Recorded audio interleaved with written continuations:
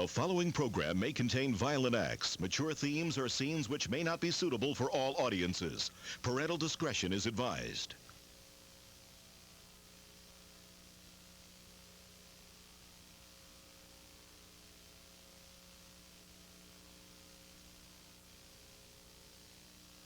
Due to the content of this program, parental discretion is advised.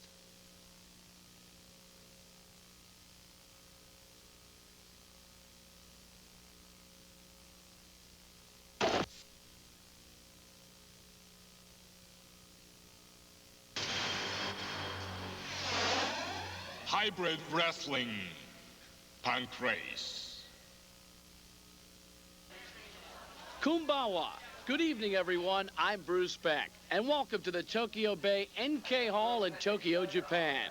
Tonight, it's Tokyo Tough, the third stop on the Pancrase Association's 1996 Truth Tour. Pancrase, also known as hybrid wrestling, uses techniques from karate, kickboxing, and Thai boxing, while blending grappling skills from Greco-Roman, judo, and jiu-jitsu. Put it all together, and you have Pancrase. Tonight's excellent fight card features Japan's Funaki, one of the founding members of Pancrase, and possibly the most popular Pancrase fighter in the world. He challenges the boss Rutten of Holland, for Rutten's title, King of Pancrase. Also appearing, Frank Shamrock.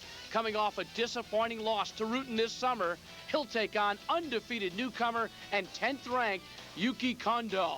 Plus, number 3 ranked and former King of Pancrase, Minoru Suzuki, versus a UFC veteran, number 6 ranked Jason DeLucia. It looks like we're just about ready to get underway ringside. But before we do, let's take a look at the rules of Pancrase. The unique rules of Pancrase allow some attacks that are prohibited in other combat martial arts.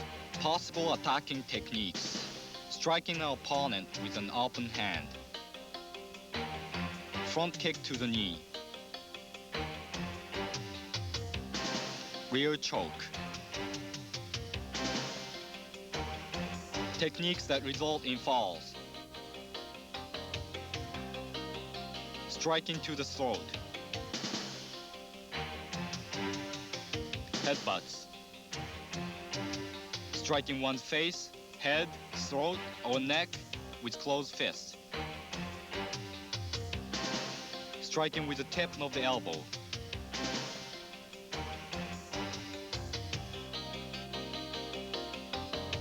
striking with the knee with no knee pad, striking with the shin with no shin pad, striking with the ball of the foot, striking with the foot with a man on all fours, stomping on the face, punching when a man is down on all fours. Fouls are indicated by cards held by the referee. A yellow card means caution. A red card means warning. When a red card is shown during a fight, the fighter loses a point. Each time a fighter is knocked down to the mat or escapes a submission by grabbing the rope, he will lose a point. When the number of lost points reaches 5, a TKO decision is automatically reached.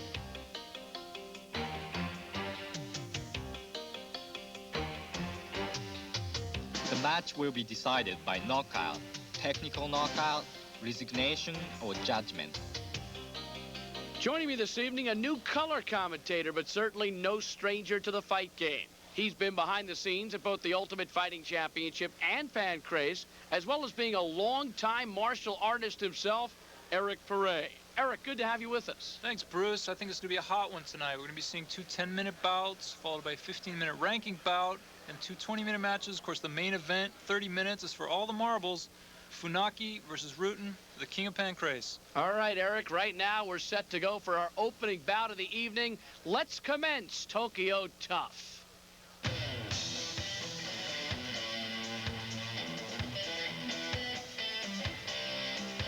So at the Tokyo Bay NK Hall, here comes Osami Shibuya.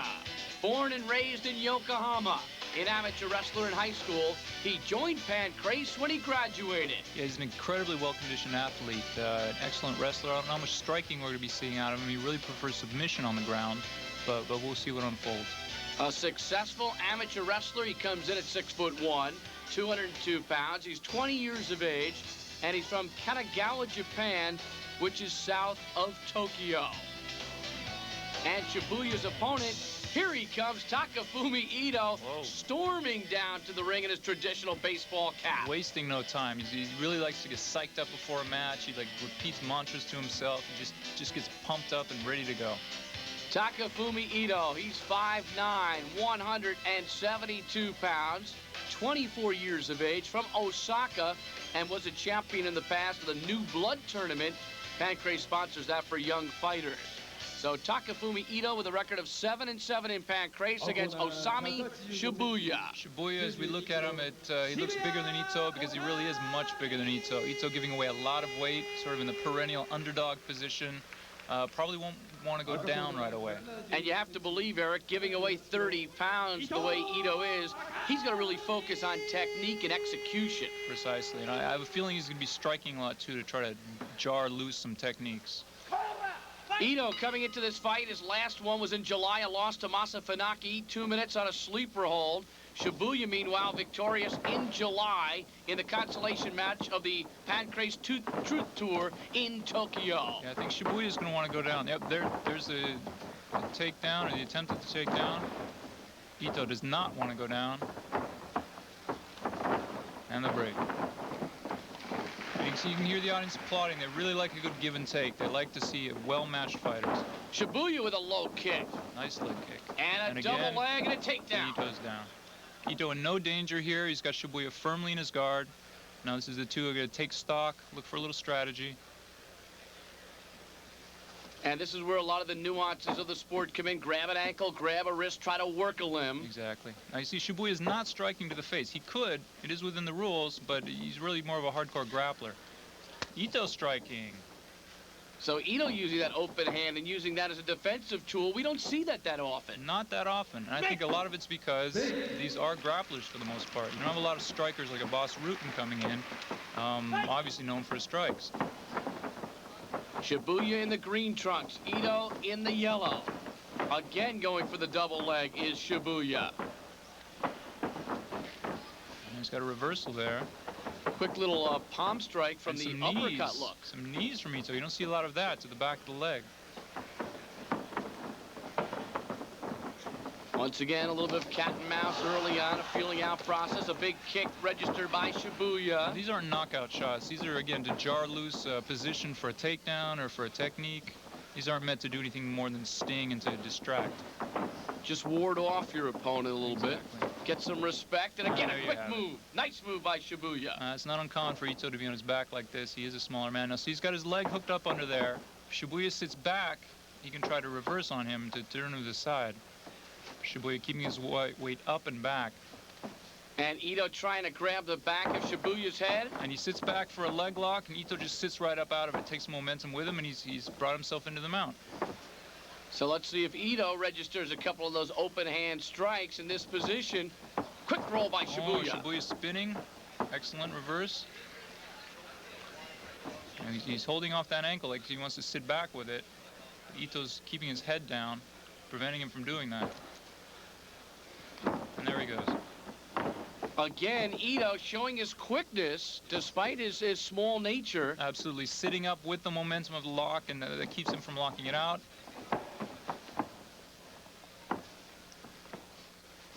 Let's see if Ito can register any moves from this position. Is again the stronger of the two. Shibuya with the 30-pound advantage, using that muscle. And Ito with the strikes. Ito, I think, knows he can't match him pound per pound in power on the mat. In grappling, he wants to just soften him up a bit with the strikes here. Shibuya doing a good job of covering up. He knows they're coming. Now, he could kick Ito away, but he doesn't necessarily want to do that. He wants to keep him tied up. Reverse on him. And look at the quickness of Ito. Again, a couple of quick open palm strikes. Break! And now the ref breaks the fighters. If they don't want to seem too without enough progress on the ground, they will stand them up. Good little sequence there by Ito, however. He was able to land a couple of shots and also prevent Shibuya from a roll. Exactly. I think Shibuya just wants to stay on top of Ito and wants to stay dominant, but Ito is just so fast and his technique is so good that he's able to roll every time that Shibuya tries to put on a technique. This fight, a 10-minute time limit. Midway through, and again shooting for a leg this time is Ito. Yeah, but he put his head down right in the center, which was left him wide open for a guillotine. Now Shibuya doesn't have it, and we have Ito got out. He's maneuvering for a side mount, but Shibuya is able to spin. So now Ito trying to decide where he wants to go from here. He can't do very much from that far beyond the knees, throwing a very useless punch. And now he grabs an ankle. And you see this often in Pancrase where both fighters are almost on their own backs working on some kind of move. It's very interesting because they're facing each other. They each have a leg. They're each trying to beat each other to the lock. They're each stymieing the other's lock. And in Rutten versus Shamrock, you actually saw them making faces at each other. Actually, Shamrock making faces at Rutten. Fight! Top hybrid fighters from around the globe competing in Pancrase. This is the 3rd year anniversary event. Takafumi Ito in the yellow trunks. Osami Shibuya in the green trunks. Grabbing the ankle again is Ito. Ito again, spinning, moving constantly. If he stops at all, they'll be in a very bad position. Now again, he's got his 2 legs inside the legs of Shibuya, which keeps his balance and lets him really control Shibuya's body to a great degree. And Ito almost elevated his opponent right up in the air. Exactly. Nice move now as Ito again goes to work and grabs the left wrist of Shibuya. Now, he's got a triangle lock, but there, see, Ito slipped out of it again. He's very small, he's very fast, but if he'd been able to bring that arm across, he would have had a choke there. A little under 3 minutes unofficially remaining in this bout. Ito with the side mount. And if this one goes to the judge, it's going to be a tough one to call right now, although I think Ito has been the more aggressive of the two. Ito has definitely been aggressive, but Shibuya is trying a lot of things. And Ito's stymieing him at every turn. Too high. And Shibuya sneaks out easily. So back to a standing position again. And both of these men, as you can see, very well conditioned. There's a lot of action, a lot of stress going on the body, and yet both of them very game still. Wild miss by Shibuya. Misses with both the punch and a good takedown by Shibuya. Very quick takedown. Almost as though he set it up, Eric, by missing with the kick and with the missed punch. Precisely. That's just to make Ito move his body, move his head in a certain way, drop his hands or raise his hands, and then he goes in, go right for the waist, and he's right down. But again, Ito, no stranger to this, right into the guard. It's no surprise to him that he's going down, and he just has to work from, ooh, some strikes. And he got a couple through, mainly with that right hand, right to the nostril of Osami Shibuya. Now, Shibuya, you notice, could be raining down blows on Ito. He chooses not to. It's an interesting strategy. It's definitely chosen. Ito choosing to strike from the bottom. Shibuya doesn't want to play that game. I don't know what Shibuya's thinking because he can't work a choke from that position. He's just, and now the referee steps in to separate the fighters, and Shibuya got to be a little frustrated, didn't get anything accomplished. Absolutely.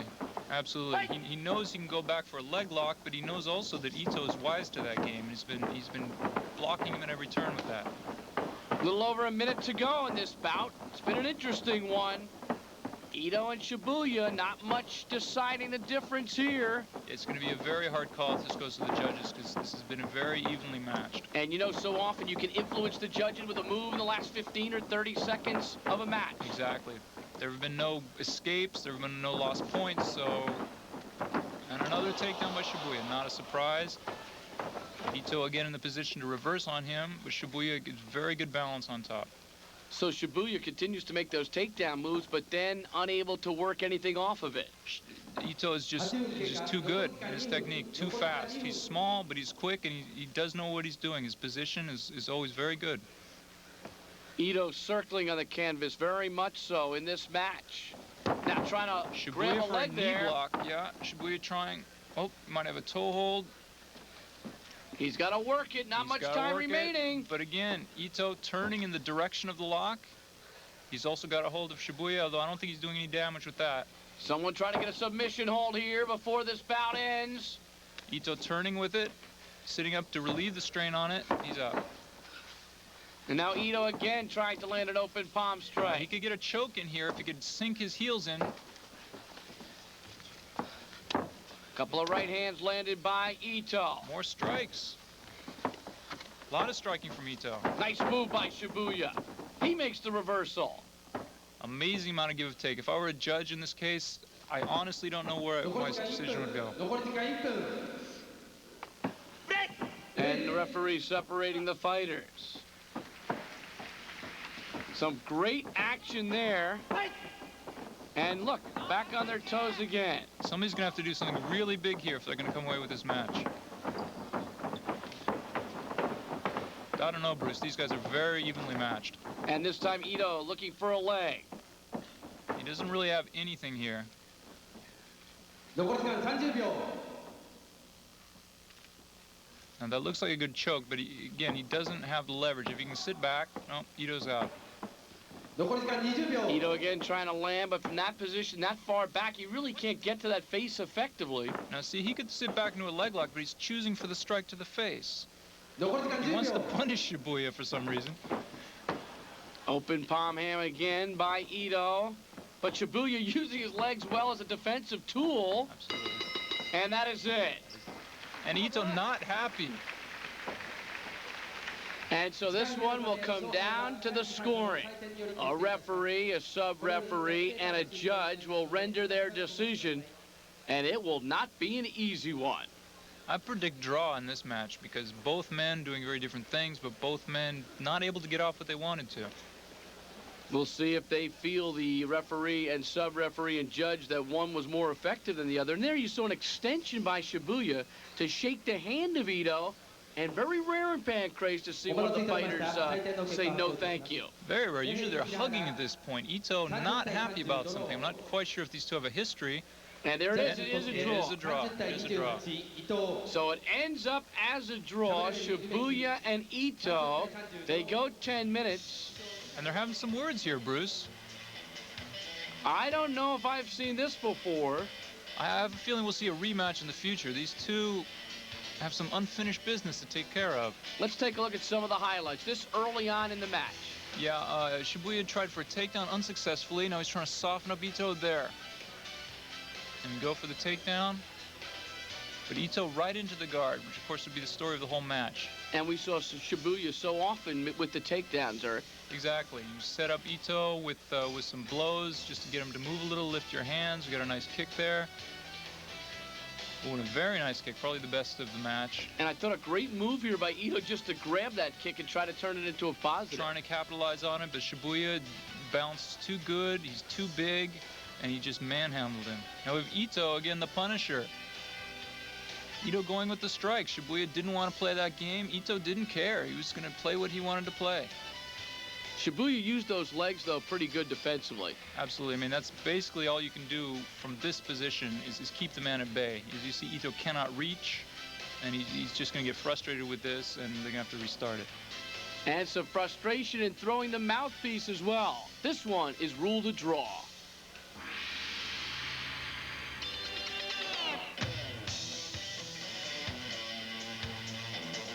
Pancrase, the discipline goes back to ancient Greece. And now our next fighter, Kiuma Kuniaku, just a youngster, 19 years of age. He's got 4 years of experience, however, already in wrestling. He joined another pro wrestling group as a trainee soon after he graduated junior high school. Then he moved to Pancrase when Pancrase was founded. Yeah, I expect him to come out very aggressively. He's been training for the past few months at the Lion's Den in the States, so he's made that commitment to train hard. He's 5'8", 180 pounds. As I mentioned, he's 19, and he's from Osaka, and he's wearing those ever-present pink shorts. Here's his opponent with the slow walk, the confident one, the veteran, Manabu Yamada.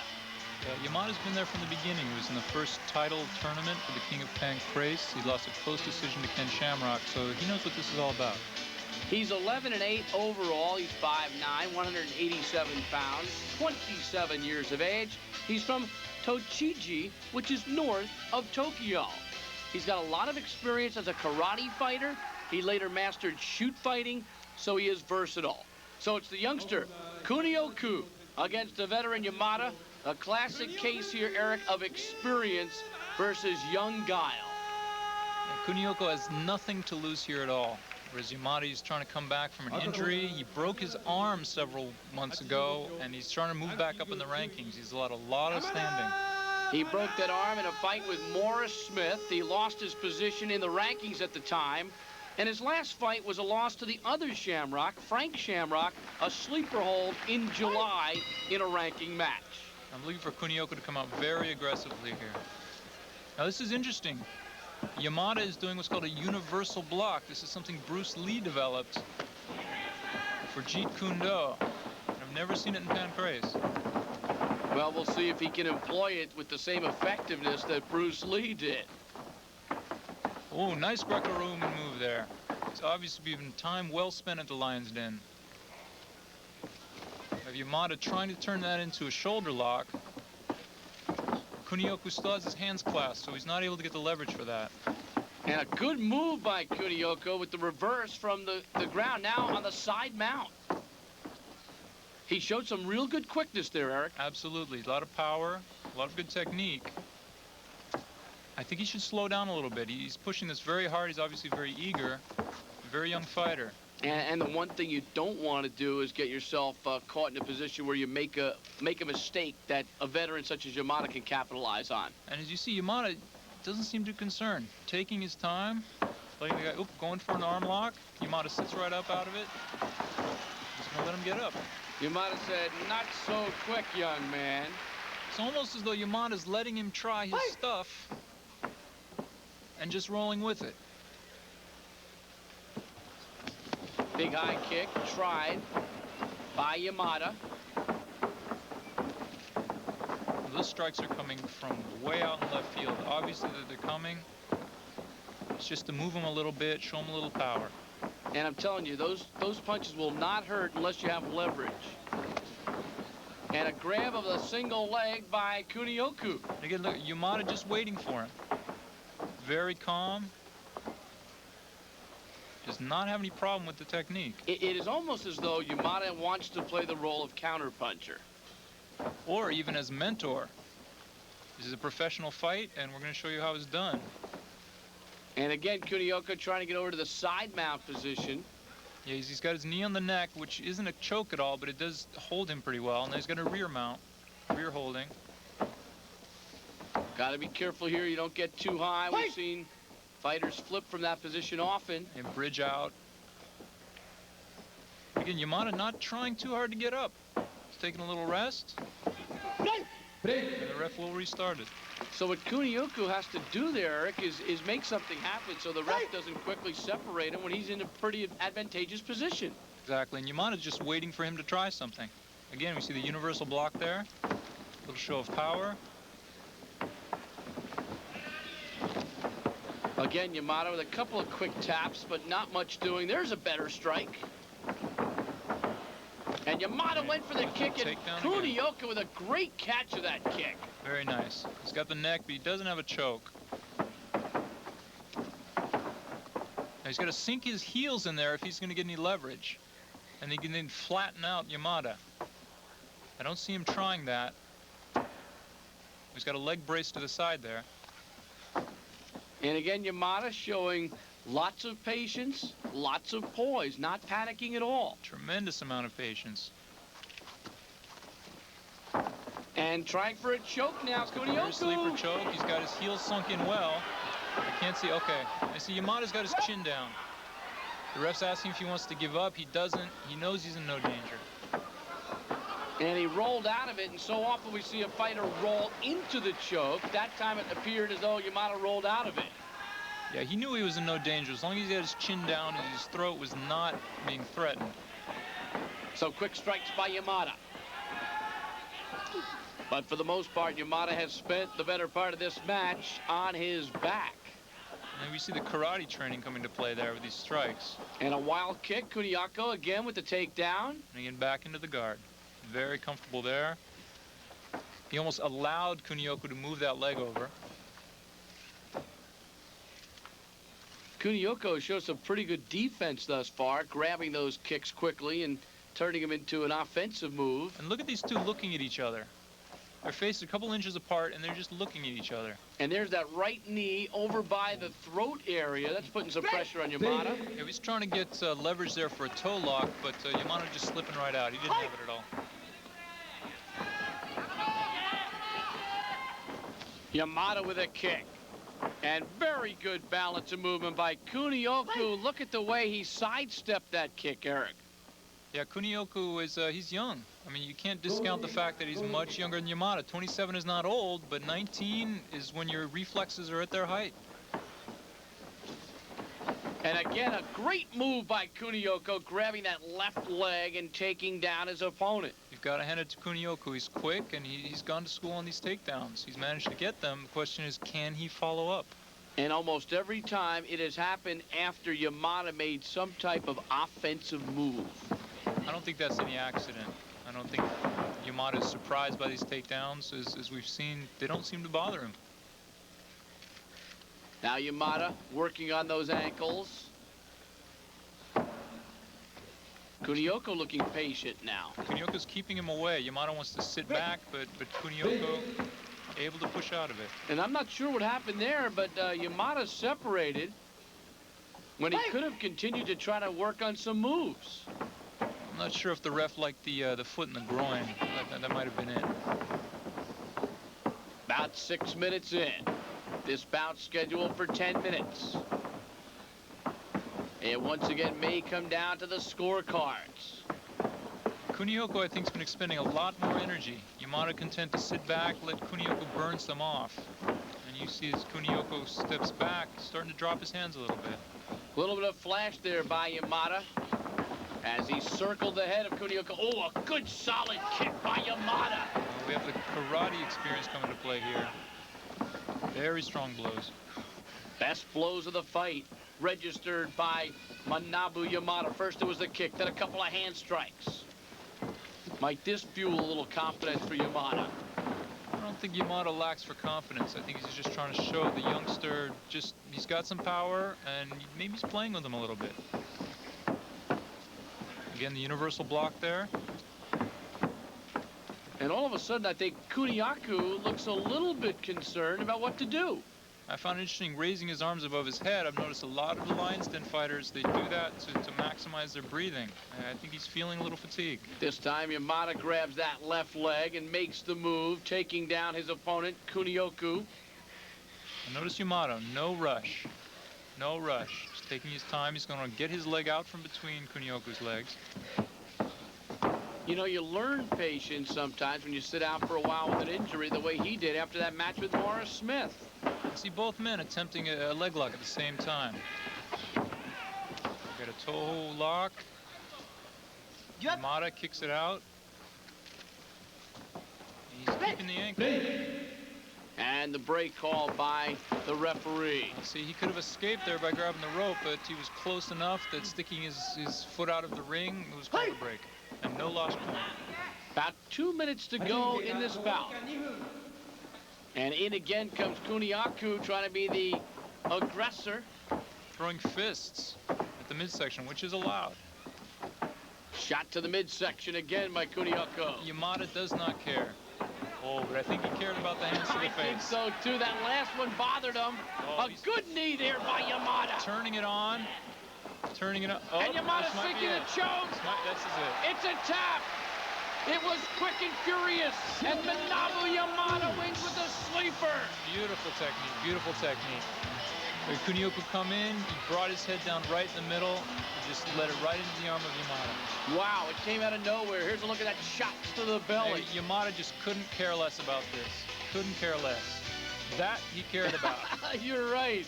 And that really says, come on, bring it on. It woke him up. Absolutely. I mean, to this point, Yamada's just rolling with the flow. He says, okay, I'll take whatever you got. But I think he wants to fight over now. He says, come on, we're going to end it. Coming with the strong blows. It's an ill-advised shoot. He's leaving his head right down, leaving Yamada to bring the arm around. He's going to bring the legs around him. He's going to kick his hips up, and it's all over.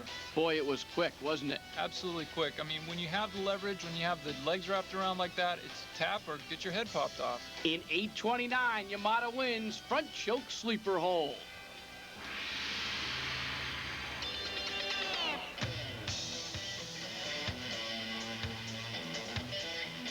Pancrase continues. It is combat entertainment at its finest, and here is one of their finest young stars, Yuki Kondo. Only 21 years of age, but 8-0-1 thus far in Pancrase competition. Yeah, this should be an interesting match. Funaki, one of the founders and sort of the hero of Pancrase, has taken this gentleman under his wing. He's been training him personally, so I'm very eager to see what he's got to show us.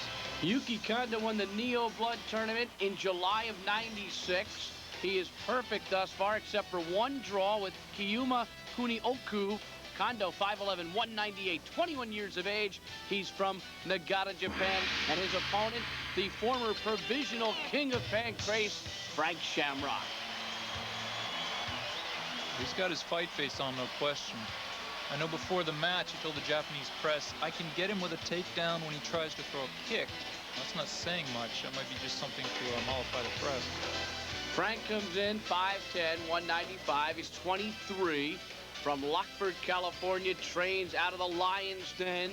And as I mentioned, a former provisional king of Pancrase. He lost to Boss Rutten, however, in his chance to become the undisputed king of Pancrase. I have a feeling we're going to see a lot of popping in this match, a lot of blows thrown. These are both very strong fighters. Real good test here for this young man, Yuki Kondo, a black belt in Kempo Karate. Now we see the Lion's Den physique, Bruce. I don't think there's any question where this man's been training. That's got to be a Shamrock. That's definitely a Shamrock.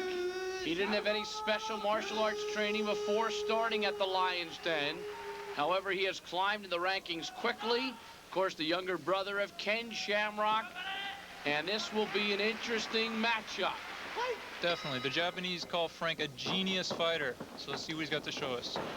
Frank comes flying out of the corner with rights. Some big blows thrown. Low kick misses. Kondo in the blue trunk, Shamrock in the black, and Frank again very aggressive. He's connecting a lot on that left side of Kondo.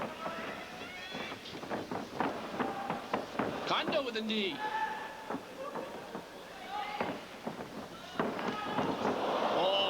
Upstairs with a kick. A jumping kick, no less. Grabs the leg of Kondo. Will he take him to the ground? That's tough to balance that long. There's Frank with a takedown. Yeah, he hit pretty hard there. But we do have a spring-loaded mat here, so I think Kondo's doing all right. You see Frank looking to his corner there.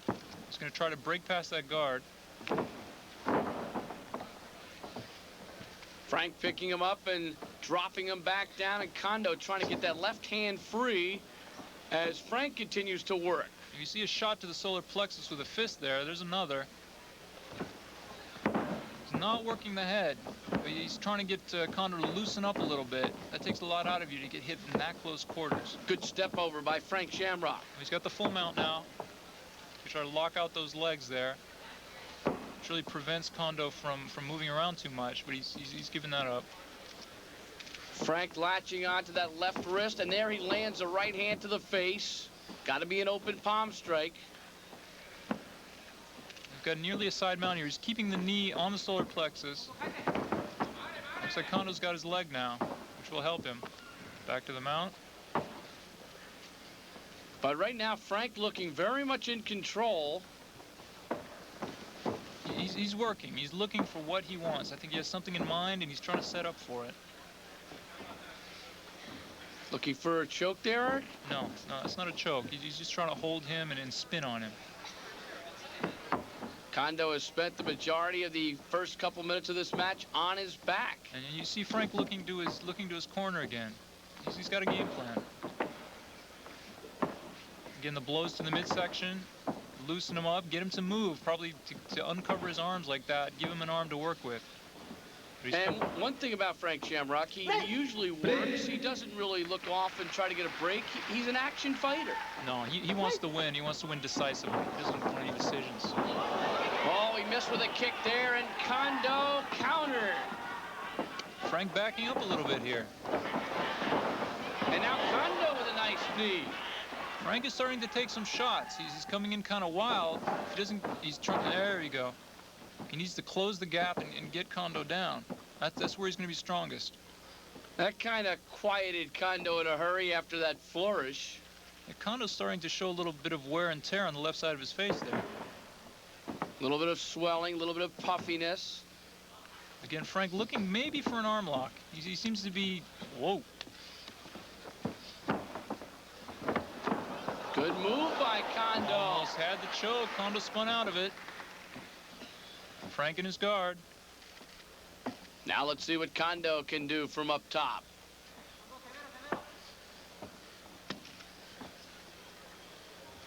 Kondo not really seeming to want to strike. And an unsuccessful escape there. Frank trying to work in that guard there. Doesn't seem to be trying to reverse on Kondo. Maybe looking for an arm. Kondo is quick. Kondo's very quick. He's going to try to get the heels, but he's too high. Frank can just roll right out of this. Oh, and he does. And he gets a reverse hold. He's got a rear holding here. In judo, this is Kamishi Ogatami. You don't start punching the ribs in judo like that. Good execution by Shamrock. Shamrock has a game plan. He's looking for what he wants. He's just trying to soften up Kondo here. Unsuccessful escape. Shamrock still up top in the mount position. I would guess the way he's grabbing that wrist, he's going for a shoulder lock there. He wants to bring that elbow towards the mat and up and lock it. And Frank continually looking for open palm strikes. Some of those are catching the shoulder area rather than the face. Yeah, Frank's got to be careful here. If he catches the edge of an elbow or something like that, he could very possibly break his hand. Good shot to the midsection. That one will last for a while.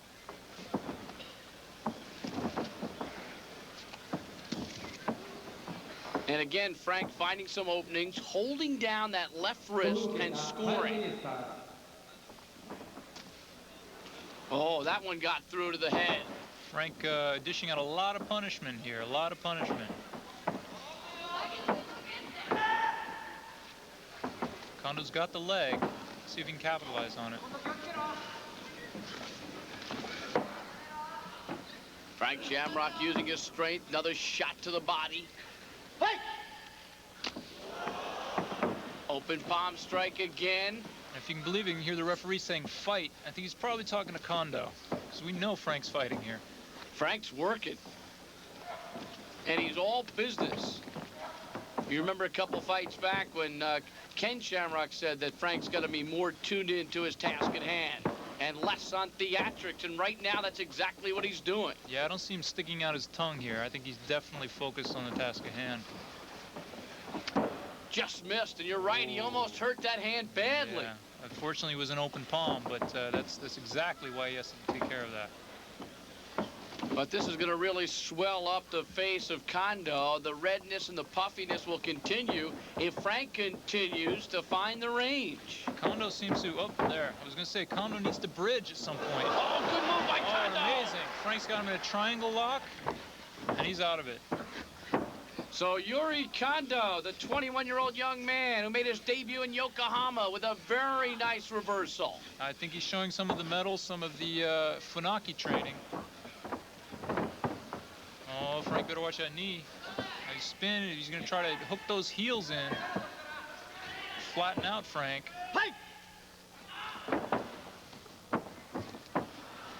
Frank caught him. Frank caught him just going a little too high, and that's the inexperience of Kondo showing. Not to mention the expertise of Frank. We can't discount that. Right, good point. It's an interesting match. You have sort of the mentors of either side, Funaki and Ken Shamrock. So we have sort of the proxy match here between Ken and Funaki almost in a way. Notice him bringing him away from the ropes. Doesn't want an escape there. And a break is ruled. And the referee checking out Frank Shamrock. I think he's okay. And fight on. Frank missing. Frank goes down.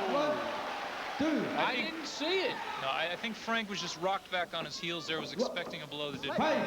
6, 7. It's ruled a knockdown. Frank doesn't believe it. I didn't see it either. And that one would be a stunning score against Shamrock. Another knee there by Kondo. Oh, that one connected. That one scored. That one I saw. Strong knee to the jaw. Those add up. Frank can't afford to take too many of those. So suddenly, this bout changing a little bit. Frank is not moving so much. Frank is leaving his head down, prime target for a knee, and doesn't seem to care. Kondo is scoring. Shamrock has gone down twice in this bout. He's bending his head down as he comes in, which I'm not sure is the best of strategies. He's going for the takedown, but very slowly. And Frank smiling, but Kondo nailed him. Bruce, Good kick by Kondo. I don't know if that was a smile or a grimace. He's taking some punishment. There it is a knee by Kondo. Kondo backing him up now. Frank's got to take a little breather here. Kondo's got some serious swelling underneath that left eye, but he lands again. Amazing shot. Kondo's connecting a lot here. Frank wants to go back on the ground where he's safe. I don't think he wants to be in this game. Kondo with a kick. Kondo is a man on a mission now. He scores again. Open hand strike. Shamrock goes down. Yeah, see, that one was to the temple, Bruce. You can't take too many of those. It's connecting to the point of the chin and the temple. Those add up, if not knock you out. No knockdown rule there. Frank just wading in. Only one official knockdown in this fight. And Frank does not want that head down. You see Kondo holding onto the head, holding it down. That knee is going to rocket up and put an end to this if Frank's not careful. Right now, it's Yuki Kondo. It's his fight. The last 2 minutes, he has scored very impressively. Frank going for the arms around the waist, but just not able to get it. Good open palm strike by Frank Shamrock. Nice straight right hand. Flush on the mount. And back comes Kondo. And he's rocked. He is rocked. Kondo to the body. Kondo can finish this. Frank takes the leg. Very smart. As much for a takedown as to just keep himself up, I think. Once again, fighters lose points for knockdowns, escaping in submission holds by grabbing the rope. 5 lost points equals a TKO. I got to give a lot of credit to Frank here for reversing just now. He could have just rested on his back. He managed to get the reversal. He got the mount. Now he can rest a little, but he's in a superior position. Well, you said that Frank wanted to get down on the canvas. Going for the arm lock. Looking for a submission hold. Kondo rolls with it. Smart move by Yuki. He's going to try to break his arm out of that hold there. 11 minutes in. 15-minute bout. Tempo has really picked up in the last 3. He's been always going to go for a lock here. I don't think he has it. He needs to bridge up out of that, and Kondo's just on top of him. There's the escape. And notice Kondo's not striking. Again, that's his game plan. That's the way he's been training. Side mount, Kondo trying to get some work done, but he hasn't been throwing punches. Now, see, that's not a choke. That's Frank just trying to hold him and keep him from working. And I think the ref knows that too, so stands him up. So the referee separates the fighters, readjusts their knee guards. Frank needs to get back down there. Good kick by Kondo. He's much slower on his feet now than he was earlier.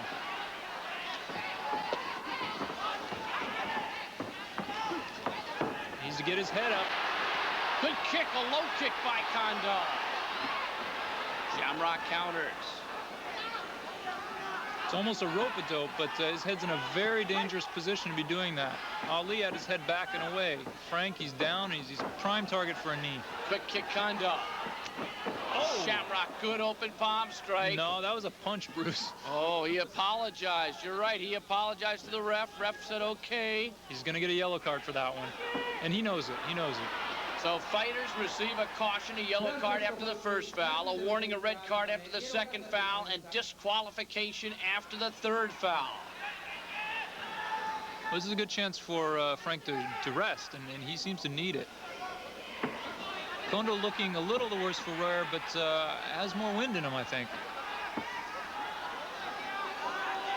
Unofficially, I have about two and a half minutes remaining, but they'll have to stop the clock here while the fighters get looked at, I believe, by the doctors. Let's take a look. That's right. I think you have a cut there. They just want to make sure he can continue.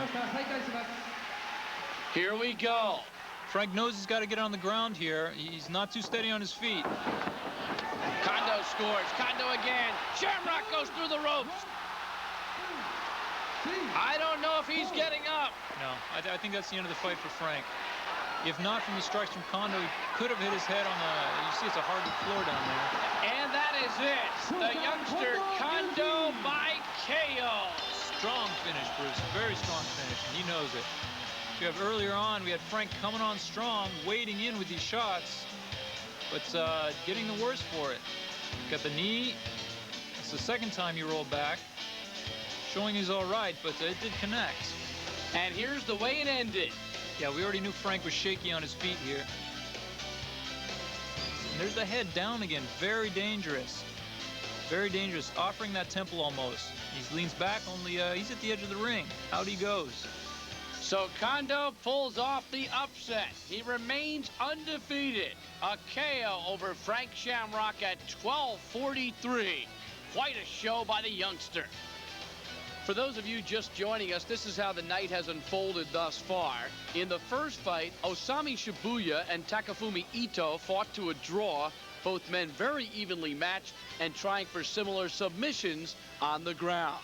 In fight 2, a very young Kiuma Kuniaku got a little more experience tonight, taking some lessons in technique from a seasoned Manabu Yamada and submitting to a guillotine choke in 8:29. And then it was Yuki Kondo with the upset win over Frank Shamrock by knockout, sending Shamrock through the ropes and over the apron in 12:43. All you UFC fight fans tuning in tonight will be happy to know that your next Octagon fix is not far away. Take a look at this. Ultimate action. Ultimate Fighters. The Ultimate Fighting Championships Tournament of Champions. Live Saturday, December 7th. 8 fighters in the single greatest night of fighting ever. In the only arena built to contain them, the Octagon. See UFC champions Mark Coleman, Ken Shamrock, Don Fry, Tank Abbott, and 4 more world-class fighters in the toughest tournament in sports. The Ultimate Fighting Championships Ultimate 96. 8 great fighters, 7 amazing fights. Only one Ultimate Champion. If you haven't seen one, this is the one to watch. Don't miss the Ultimate Fighting Championships Ultimate 96. Saturday, December 7th. Live on pay-per-view. Seeing is believing. Saturday, December 7th. Not a tough day to remember. Hope to see you there. Next up at tonight's Tokyo Tough Tournament is the Wild Man, Yoshiki Takahashi versus Vernon Tiger White. Takahashi just doesn't seem to care if he gets hit or not. Tokyo Bay NK Hall, and the Pancrase fighting continues with Yoshiki Takahashi. He looks totally different now, Eric, without that long hair. Yeah, I don't think many people have seen that picture, but he looked a little like Eddie Van Halen earlier on. I think he looks more like a Pancrase fighter now. Well, he was an amateur wrestling champion at age 18, won the Inter-High tournament for 20-year-olds and younger. And his style is really a dangerous, wild style, some say. 5'11", 205. He's 27. His home is Chiba, which is north of Tokyo. And Takahashi's opponent, Vernon Tiger White. And he comes to the ring with those ever-present shades. I think he's got the entrance thing down, definitely. Oh, he's got his game face on as well. He's got the eye of the Tiger as he enters the ring. He's 6'2", 187 pounds, from Palo Alto, California. Tiger White is 24 years of age. He's fought 21 times in Pancrase competition, so he's been around. Takahashi's last fight, July, Tokyo, a victory over Yanagasawa, a decision 15 minutes. He's got an interesting strategy, Takahashi does. I don't know how wise it is. He tends to let himself get hit, let himself get knocked around, show it doesn't hurt him. I don't know how long he can last with that. Tiger White comes off an impressive win over Minoru Suzuki, 15-minute decision in Tokyo in July. That was the Neo Blood tournament. I think we'll see a lot of kicks out of Tiger tonight. He's a Taekwondo foundation. That's where he got his start. So let's see what he does with it. So it's Vernon, Tiger White, Yoshiki, Takahashi. This one's scheduled for 20 minutes. Very even match, close in weight. Takahashi with a bit more. I think he's stronger than White also. But if White can keep him outside, I think he can minimize the risk. Vernon, Tiger White in the black trunks and Takahashi in the teal trunks. Feeling out process here. Tiger missing with the right hand. There's that kick. There's that kick. He's 6'2", so he extends that. There's a lot of reach there. Good low kick that time by Tiger White. It'll be interesting to see who shoots first. And right now, Takahashi just coming in and eating some kicks and some punches. Like I was saying earlier, he just doesn't seem to care. In fact, it seems to rile him up. Good counter that time by Takahashi. Tiger let the leg go. Another lead kick by Takahashi. Tiger doesn't seem to want to go down. He's content to stand up there, and I can see why. He's getting the best of Takahashi. Oh, man, Takahashi. It was like a delayed fall. I think he might have clipped his temple there. 6, 7, 8. That points to the weakness of a get-hit strategy. So that means that Takahashi loses a point.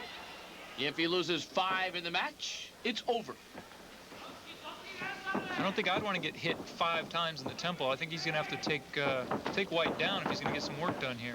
Tiger using those legs very well thus far. Low kick, Takahashi. Takahashi does not have the reach to be in this kind of fight here. He's got to move inside.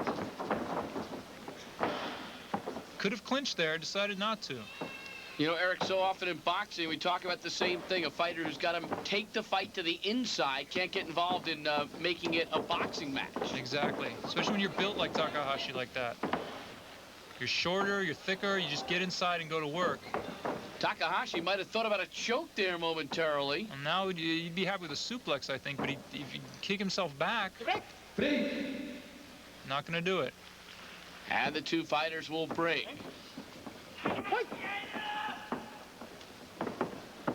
Third-year anniversary event of Pancrase at Tokyo Bay NK Hall. Tiger White in the black trunks, Takahashi in the teal trunks, and now Takahashi trying to go inside. Good low kick.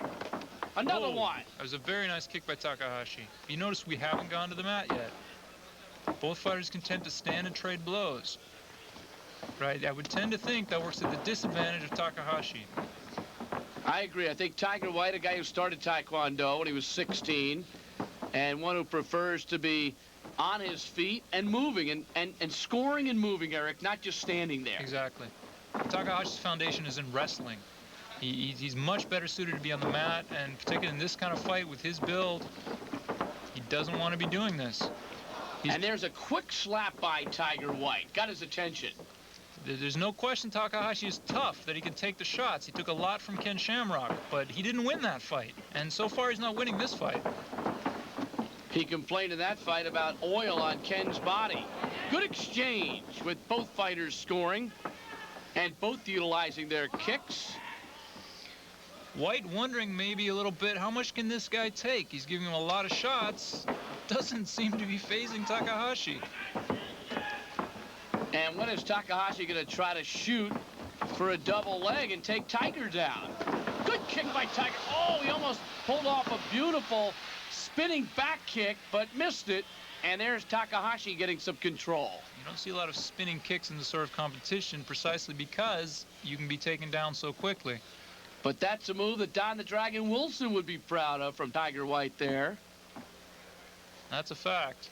Now, Takahashi would like to get his arm around for a choke, but we got Vernon keeping his arm in tight there against his rib cage.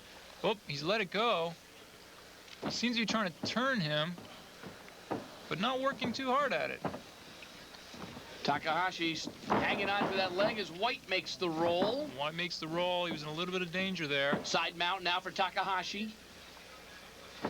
First time he's had his opponent where he wants him on the mat. So he's got his weight high and up on the chest of White, which is where he wants it to be. That's the hardest to escape. He's going for a key lock here. White's keeping it close to his chest so he can't extend it, can't get the leverage to lock it out. So we've got a very good defense here. They might stop this. He's going to dangle his legs over the edge of the ring if he's not careful. He might stand them up. You know, White's giving away 18 pounds, but to me, right now, he looks strong. Yeah, there's the break. White, anybody on their back is strong when they're resting and when they're not exerting a lot of energy. Once again, back to their feet. A little bit of cat and mouse. Quick kick by Tiger White. Tiger White connecting. He's not as strong as Takahashi, but he's a lot more accurate. And he prefers to go upstairs. Nice little palm strike. While Takahashi prefers to kick low. And White throws him off and through the ropes. That seems to be the theme here tonight, Bruce. Through the ropes.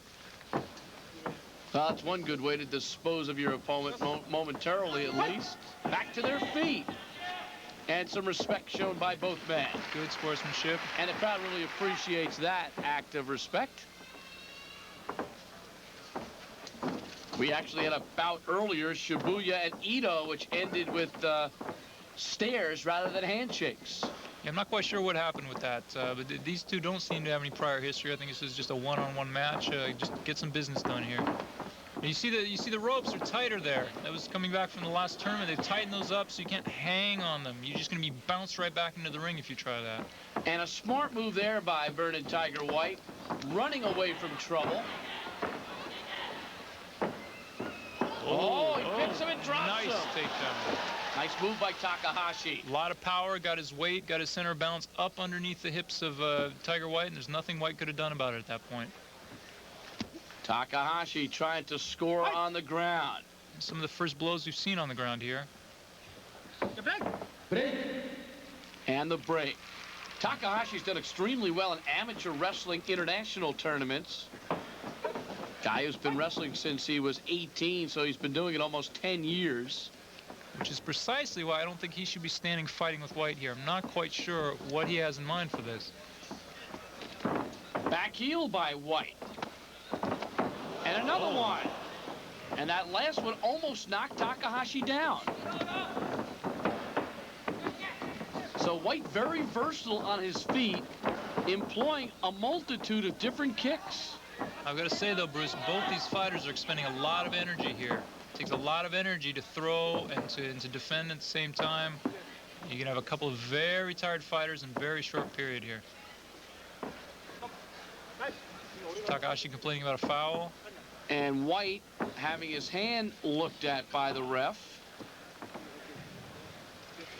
I got a finger in the mouth, perhaps. No foul called, though. Fighters appear to be okay, and they're back to action. It's interesting, Takahashi has fought White before. He fought him last April, and he lost to him. So I would think that he'd come out with a little bit of aggression here and try to get some work done. He might be going for the knockout. He might think, I'm bigger, I'm stronger. Nice flurry. A rapidity of blows to the midsection by Takahashi. I don't think those hurt White much. He's covering up pretty well. Tiger missing wildly. Open hand there by Tiger. That made some kind of sound. Yeah, that was pretty far back on the head. If that was a little closer up towards the temple, I think we'd be seeing Takahashi going down again. Takahashi can't be playing with that kind of stuff. Trying to free the hand. A knee off the ropes by Tiger White. Now he's got his head down. He doesn't have a choke sunk in there. Now they're going to break him up. You see Bruce already very fatigued, very fatigued. Takahashi, though, back up on his toes. Low kick. White counters. Taekwondo is serving him very well. Oh. And look out. It is ruled a knockdown. Yeah, he caught something, I think probably on the point of the chin there, just staggered him just for a second. So White was stunned enough.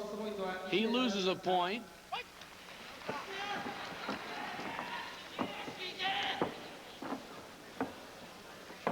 White's doing what he needs to do. He's taller, he's keeping Takahashi outside, he's punishing him from outside. Takahashi's definitely on the losing end of this, but this is where he gets in trouble. Very good high kick, but White counters. And another kick to the head by Tiger White. And now back comes Takahashi.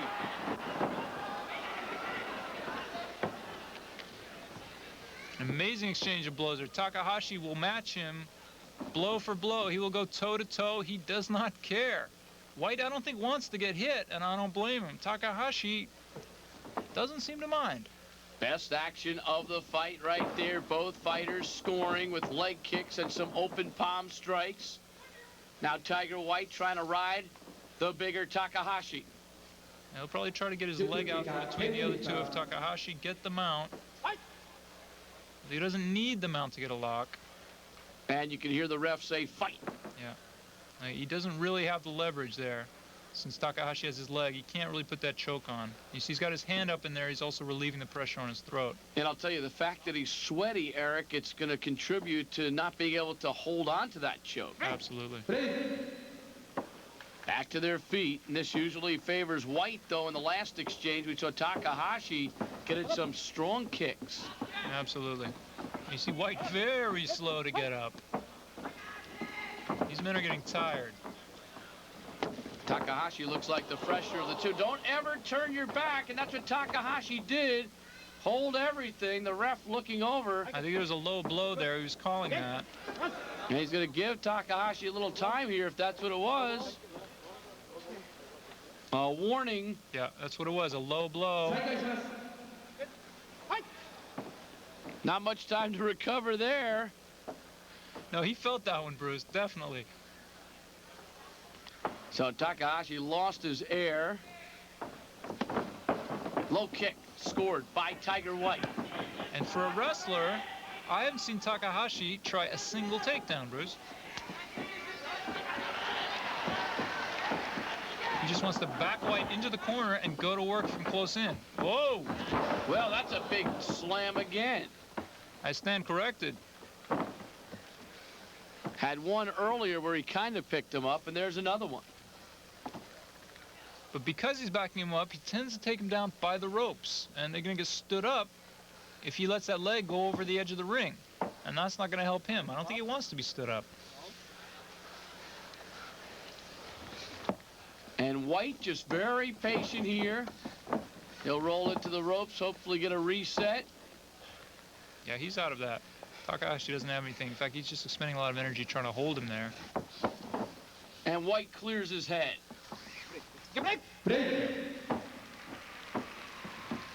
So each time they get up a little bit slower. I think it was Ken Shamrock that said it doesn't matter how big the ring is, you always seem to wind up right at the edge of the ropes. That's very true. Low kick by White. Not very hard. Nice combination by Takahashi. Very nice combination. White just rolling right out of it. But he took some punishment. These add up. Straight rights. You got to be pretty quick to connect with a straight right. Absolutely. So often you'll see the left set up the right. Classic boxing move. Jab, jab, straight right hand. White looking for a leg lock here, I would think. He's looking down between his legs. He's going to roll. Yep.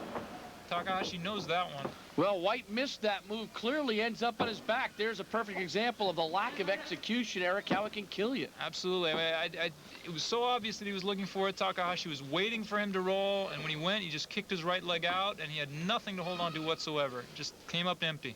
Side mount for Takahashi. Takahashi fatigued now, with good reason. He's trying to get some position here. But White's holding him very close, not letting him work. Back to their feet. Vernon, Tiger White in the black trunks. Yoshiki Takahashi in the teal trunks. This bout's scheduled for 20 minutes. Another straight shot to the temple. I'm amazed how much punishment Takahashi can take. Ooh, an uppercut. Takahashi got lost in the ropes, but then disengaged. You don't see White now throwing those big leg kicks he threw early in the bout. That takes a lot of energy, and he's sort of dipped into his energy reserves here. We might see a few low things, or if he thinks he can connect with a big one. There's a knee by White. I think the key is on efficiency here. Another knee.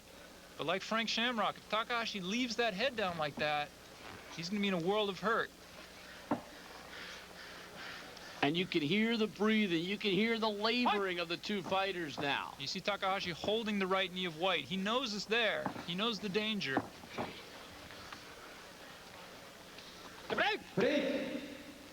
So a little under 5 minutes to go, and who has what left? I'd say both fighters are equally fatigued. If I'm not mistaken, the ref is telling White to get busy here. There's a quick open palm strike. And he does get busy. Another one. Good combination by Tiger. Takahashi counters. Oh, White eats a few. I don't think he liked that at all. And I think that roll was more of a dramatic roll than a pertinent one. Takahashi wanted that to be counted as a knockdown. I don't think they're going to give it to him. Straight right hand again. He's quick with that. And there's one of the few times we've seen him try a kick upstairs since early in the bout. 4 minutes to go. Will this one go to the scorecards? It's hard to say at this point. Both these men strong enough to knock out with a single shot. Good hand again. That's exactly the kind of shot that could do it. If you could move it up just a bit to the temple, down they go. Tiger White in the guard. Both these guys are pretty much resting right now. They're being told to work it. See if Takahashi can employ any of his grappling skills. He seems to have cast himself in the kickboxer role tonight.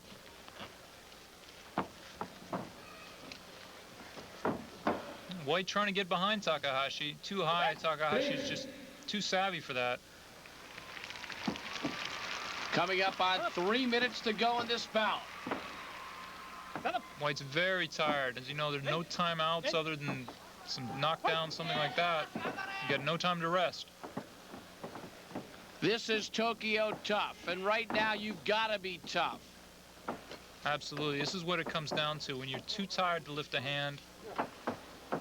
And once again, Tiger White complaining to the ref. I think he's claiming a punch on the part, but the ref's not going to call it. Not at this point of the bout. White scores. Takahashi trying to score. There's that knee again. When the head's down, you're very vulnerable. Very good move by Tiger. He's got the arm around, but I don't think he's got a legitimate choke there. He's got to kick his hips forward. Takahashi's broken it. Both men just resting here. Very tired. Takahashi could try to bring him down. I don't know how adept at engineering that choke that Tiger White would be.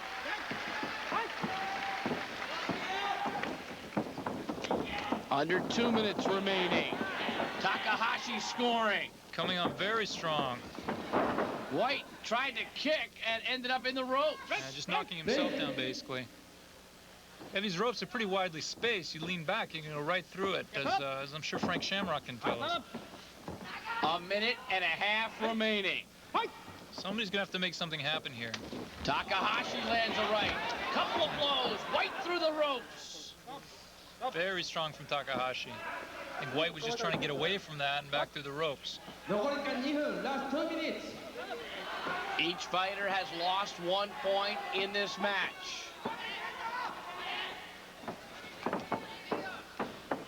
If either fighter's looking for a knockout, this is when it's going to have to happen.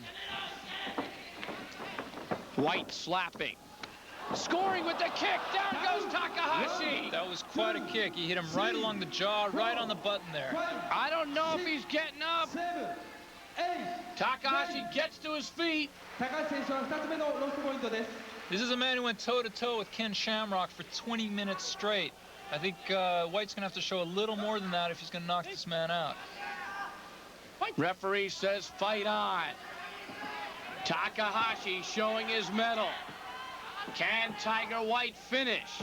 Takahashi's hands are very low. He's not defending himself very well. It's taken a lot out of him with the earlier blows. Takahashi showing a lot of guts staying in this fight. Guts or something else. His hands are, he's just not defending himself. White, couple of palm strikes, a couple of combinations there. Big kick by Tiger. Takahashi takes a few more of those. He's going down. And Takahashi goes down. I think that was a low blow, though, Bruce. All of a sudden, he turned and went down. It wasn't a big booming kick, and you're right. Yeah, that was a low blow. I think that shot was a little south of the border. He'll take a dozen starts to the head, but a well-placed one of the groin's another thing altogether. So given the ample time now is Takahashi. Less than a minute to go in this bout, unofficially. This is also, you gotta understand, a rest for White. Takahashi's recuperating. White, he's getting his wind back. And now the referee looking for a card. And he's going to give Tiger White a yellow card. That is for a caution after the first foul. It's the second low blow Takahashi sustained tonight. Man's taking a lot of punishment. So White over in his neutral corner. White looking like he'd just like to get this over with at this point. Looking for some air, while this man is looking for air, obviously. Takahashi will be continuing, though. You can see his tenacity. He's got to get his hands up, though. He's just got to get his hands up, or he's going down. Tiger White missed a knockout kick there.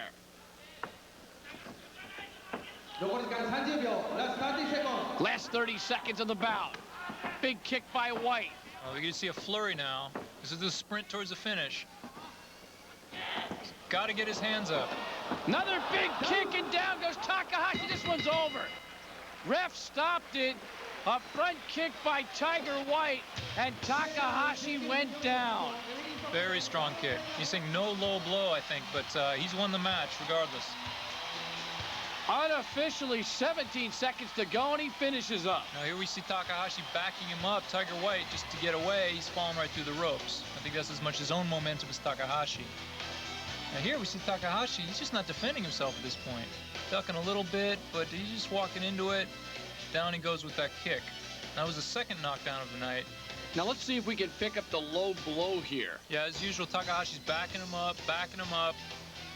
And White connecting, as he did a lot towards the end there, but I think he's backed up against the ropes, and I think he pushes off with his foot to try to, yeah, there it is right there. He's pushing off with his foot to push off Takahashi, square in the groin. I don't care who you are, that's going to have an effect. And here's the finish. I counted in the last 2 minutes, Takahashi took 21 shots to the head, which will add up. And finally, it rocks him. You see, he staggers for a second. Wow. And down he goes. A thunderous front kick there, and that was it. Referee stopped the bout. Vernon Tiger White wins the marathon match with the knockout.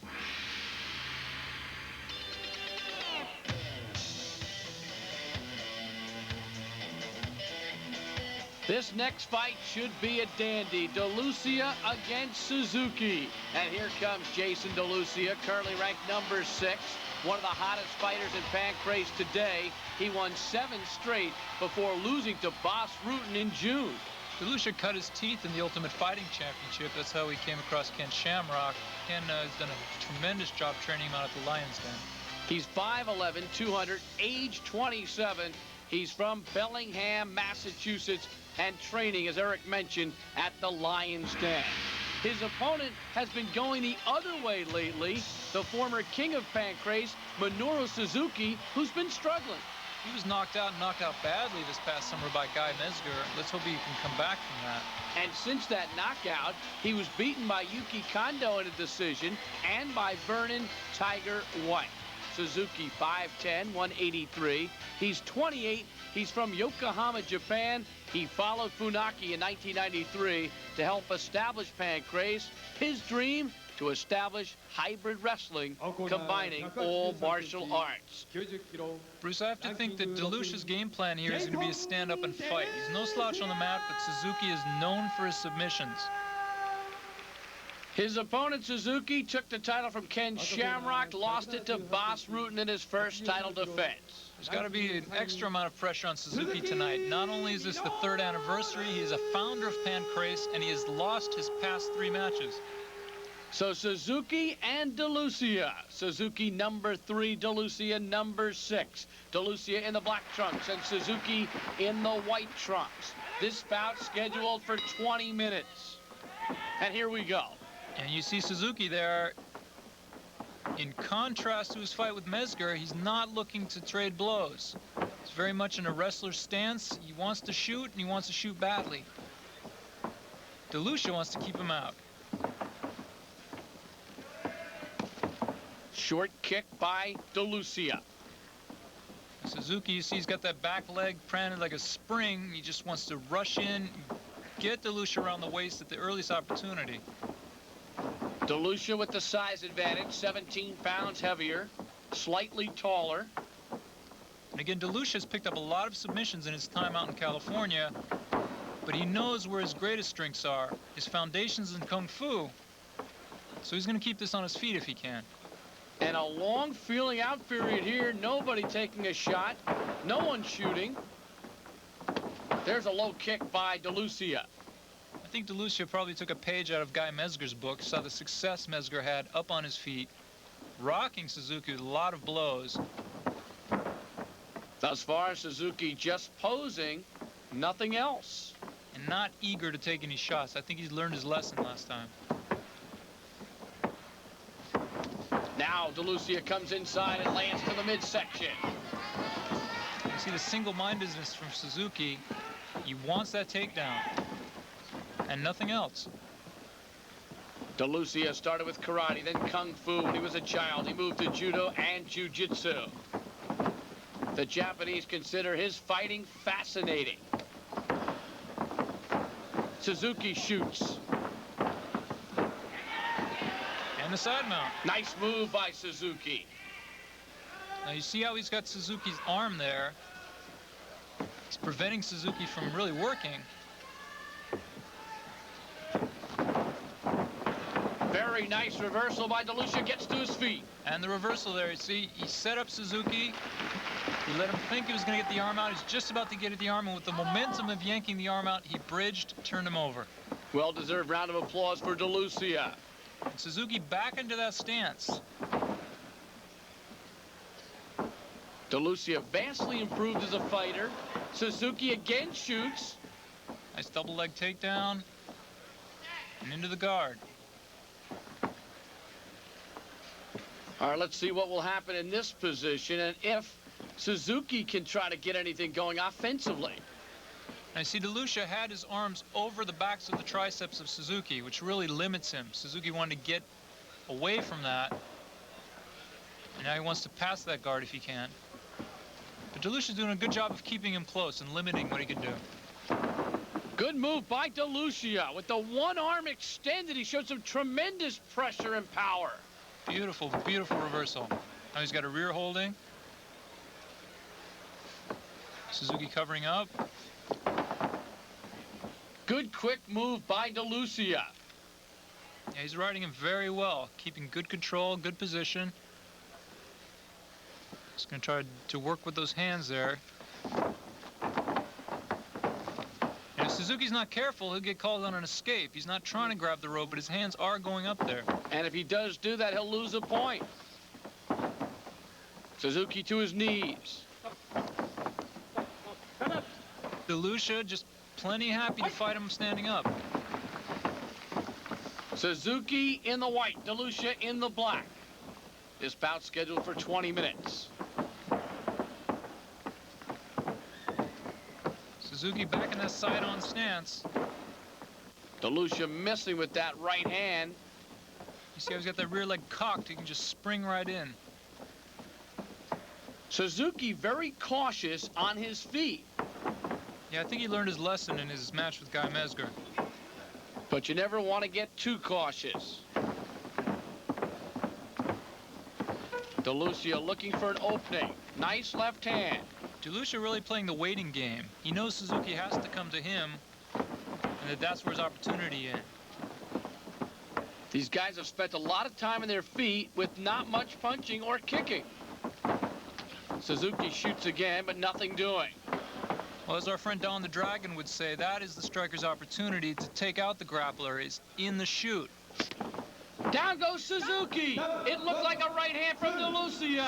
Suzuki doesn't seem to be all there. This might be it for Suzuki. The count is 7, 8.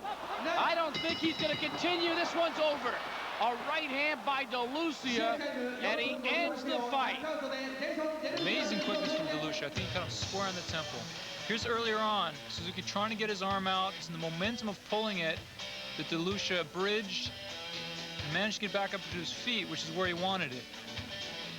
Now here it is. Watch his right hand. Watch the temple of Suzuki as he goes for the shoot. He ducks down, catches it square. He's out before he hits the ground. It deserves another look. It was flush right to the head.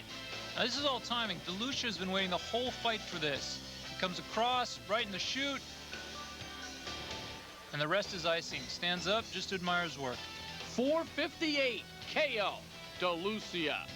So there you have it. Vernon Tiger White and Yoshiki Takahashi hammering each other, with White coming away the winner by TKO at 1943. Then it was Jason DeLucia making short work of a very stunned Minoru Suzuki. DeLucia winning by KO at 458. Now let's take a moment to check out what's coming up in the Ultimate Fighting Championships Ultimate 96. Ultimate action. Ultimate Fighters. The Ultimate Fighting Championships Tournament of Champions. Live Saturday, December 7th. All fighters in the single greatest night of fighting ever. In the only arena built to contain them, the Octagon. See UFC champions Mark Coleman, Ken Shamrock, Don Fry, Tank Abbott, and 4 more world-class fighters in the toughest tournament in sports. The Ultimate Fighting Championships Ultimate 96. 8 great fighters, 7 amazing fights. Only one Ultimate Champion. If you haven't seen one, this is the one to watch. Don't miss the Ultimate Fighting Championships Ultimate 96. Saturday, December 7th. Live on pay-per-view. Seeing is believing. Saturday, December 7th. Hope to see you there. So we're set for the main event, a title defense. The challenger, the local favorite, Masa Funaki, and the champion, Boss Rutten, the king of Pancrase. One of the most popular fighters in Pancrase makes his way to the ring for the main event of the evening. Masa Funaki, 11 years of professional wrestling experience. His techniques influenced by boxing, jiu-jitsu, submission wrestling, kendo, and Thai boxing. This man is really the darling of Pancrase. The crowd goes crazy when he comes by. He's got a lot riding on this. He's never held a title, and yet he's the founder of the system. He is currently ranked number 5. This is his 30th bout in Pancrase. He has 23 victories. Masa Funaki, 6 feet, 209 pounds. He's 27 years of age. He's from Aomori, Japan, which is in northern Japan. And Funaki looking for the title against the boss. And here he comes, Big Boss Rutten, the man from Holland who has fought with Pancrase since the very first tournament. Very strong on his feet. Knockout potential in any blow he throws. He had a tremendous Thai boxing record back in Holland. He's really somebody who's very dangerous. Funaki's going to want to get him on the mat as quickly as possible. He became the king of Pancrase in September of 1995 in the Eyes of Beast tournament with the front sleeper choke over Minoru Suzuki. And now he defends his crown. And you can see the athleticism of the boss, a terrific track star in high school. He's 6'1", 196, 31 years of age, and he hails from Holland. So it's Boss Rutten against Masa Funaki. Eric, you can't ask for any better of a matchup. You certainly can. In fact, this is a rematch of sorts. Funaki's fought Boss Rutten once before and beat him. How did he beat him? With an ankle lock on the ground. So he's going to want to repeat history with that. He's got to get Rutten on the ground and go to work on the submissions. That's where Rutten is the most vulnerable. So Big Boss Rutten, who lately has been untouchable, in June, he had a victory over Jason DeLucia, who you saw tonight, and he won that one in 8 minutes and 48 seconds. Listen to that crowd. That's a Funaki crowd. There's no question about it. So the boss is in enemy territory. It hasn't bothered him before. 89キロ第3代キングオブパンクラシストバスルーテン He may not be the darling of the crowd, but he is extremely well respected. Absolutely. And the last thing you want to see if you're Masa Funaki right now is one of those capital letter R's rocketing its way towards your head. So here we go. Defense of the title. The boss against Masa Funaki. Now watch out for Rutten's kicks here. Watch the way he snaps his hips when he throws his kicks.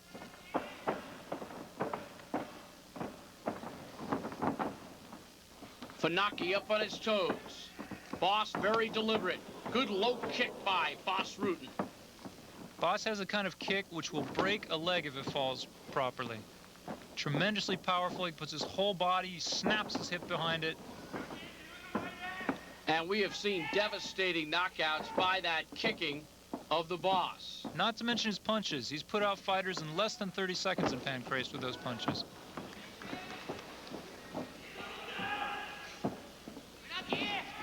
Funaki backing up.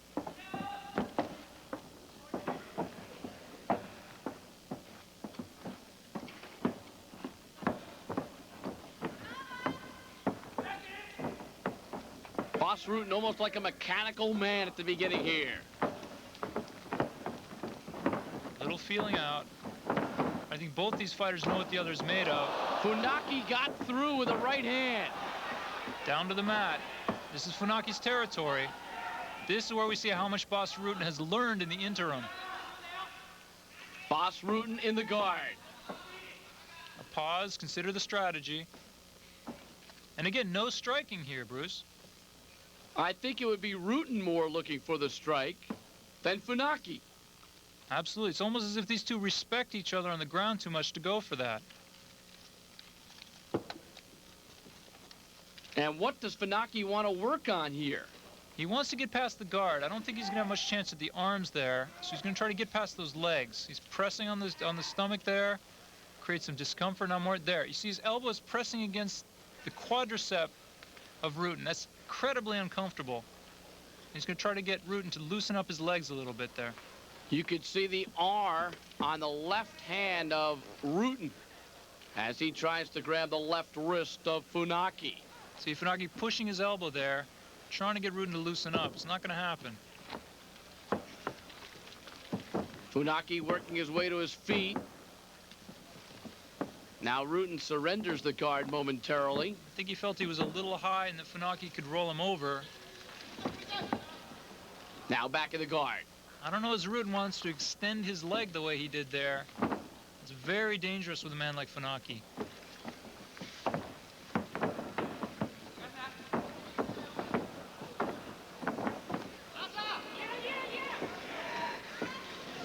Same attack. An abortive choke attempt there. Never really had anything there. Rutten in very stable position here on the ground. Not too worried. I think he less wants to make a big move than make a mistake. Now the boss cagily grabbing that leg of Funaki. Got the ankle.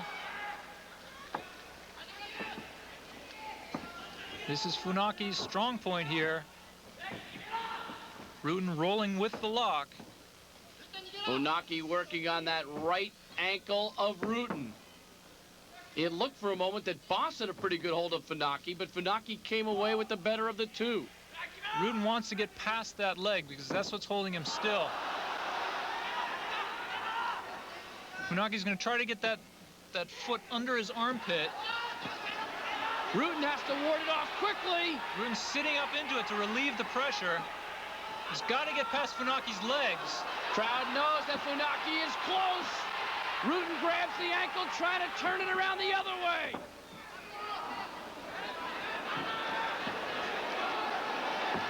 Oh, this is a war of wills. Rutten now trying to take some pressure off, attacking Funaki with a toe lock.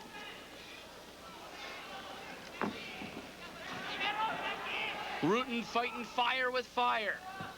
So really, Bruce, it's those feet of Funaki which are keeping Rutten from defending himself.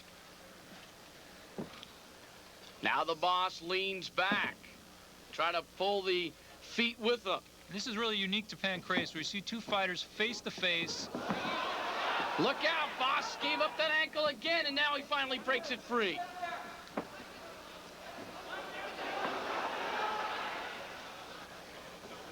This time, Rutten rolling out of the deep danger. And Rutten can afford to rest here for a minute. As you say, he's not in a lot of danger. And I'll tell you, if Boss's threshold of pain wasn't so amazing, he could have been caught a couple times there. And the crowd, I think, applauding the efforts of Rutten as much as Funaki for his ability to ward off what could have been a submission. Absolutely. If there's anything this crowd likes, it's studied technique. It's the technique, it's the finesse. And both men showed that just now. 30-minute time limit. That said, I think we're about to see some popping here. Rutten gets through. Right hand by Boss. And Funaki very smartly going down quickly. He doesn't want to turn it into a brawl. Funaki does not want to go toe-to-toe with Rutten. He knows much better than that. This is where he belongs. So he admitted, okay, I took a couple of shots, but I'm not going to stay up there. I'd rather go down and play my game on the ground. I've got a better chance. And now in the mount. Look at the look on Funaki's face, the concentration. His concentration is so focused, he's got tunnel vision. He's considering nothing but what technique he's going to try to get off against Rutten here. On the other hand, Boss is not too worried because he's not seeing punches rain down on him. Not at all. Boss is just content to wait and counter. Whatever Funaki's doing, he's going to counter. He's just going to cover up.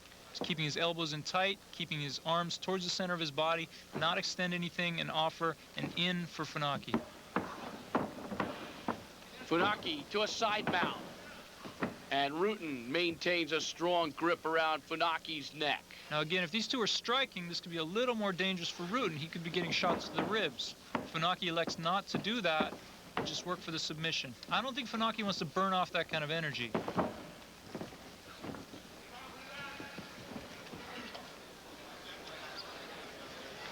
And Rutten in no real danger here.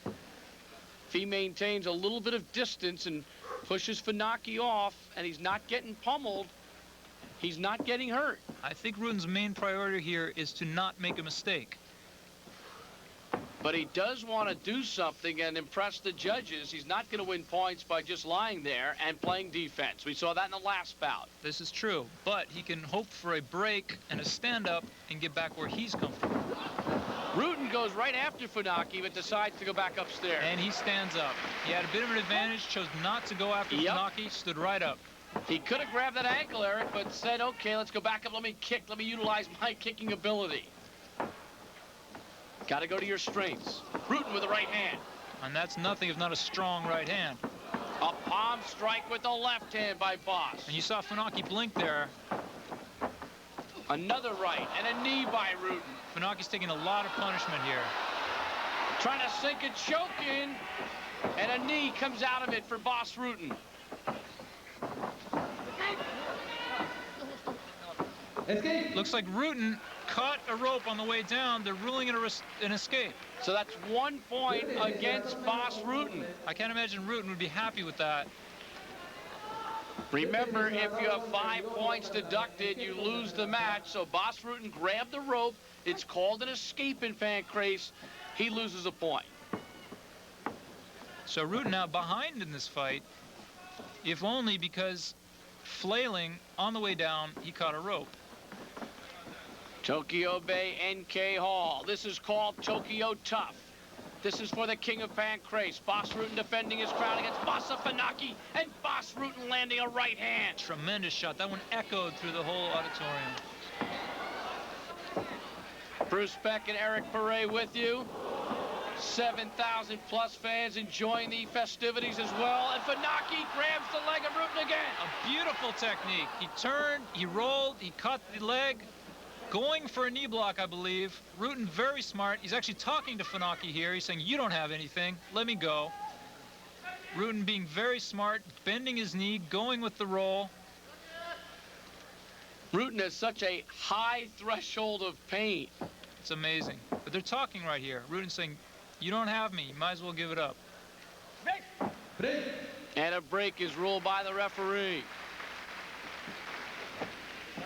So we're almost 10 minutes in to this 30-minute championship bout. Will the title exchange hands, or will the boss reign supreme? In a way, this is a more important match to Funaki than it is to Rutten. Rutten stands to lose the title, perhaps, but Funaki's never held it. And he's the one that started this whole thing. Rutten missing. Funaki dumps him. Oh, he's got to choke in, but he didn't have the leverage with the legs. So Funaki able to push out of it. This time, Funaki sneaks that arm much closer to the throat. That's a legitimate choke if he has the leverage to angle down his forearm across the carotid artery, but clearly he didn't have that. Eric, here's where you'd expect him to rain down a couple of open palm strikes. One would think so, but this is Funaki after all. This is sort of the master of submissions. It's almost as though he thinks it's a little crude to win a fight by hitting somebody.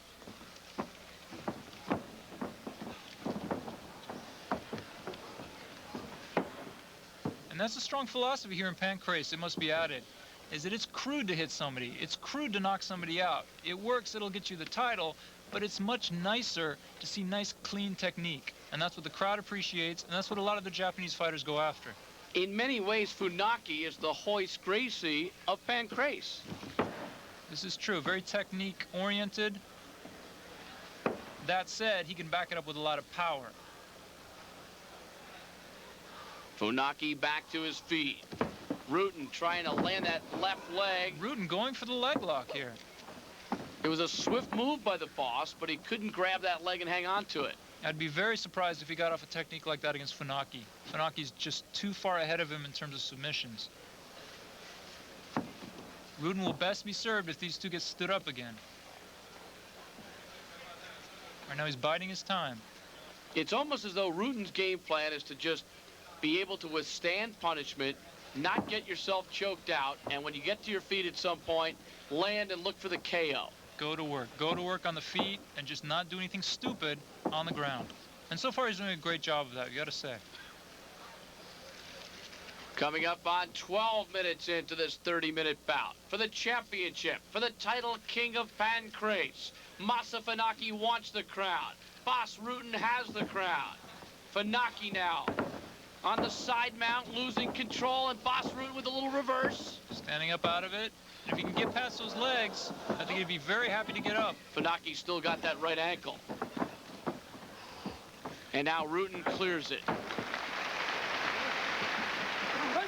What a match of gamesmanship. A right hand landed by Boss Rutten. And you see Funaki rebounding off of those ropes. They've been tightened up so he can't hang on them like that. The nuances of Pancrase very much evident here. The subtle little maneuvers and the powerful big maneuvers like that right hand of Boss Rutten's. Funaki's hands are very low here. He wants to shoot, he wants to take advantage of that, but there's a lot of things coming in towards his head. He needs to defend against that.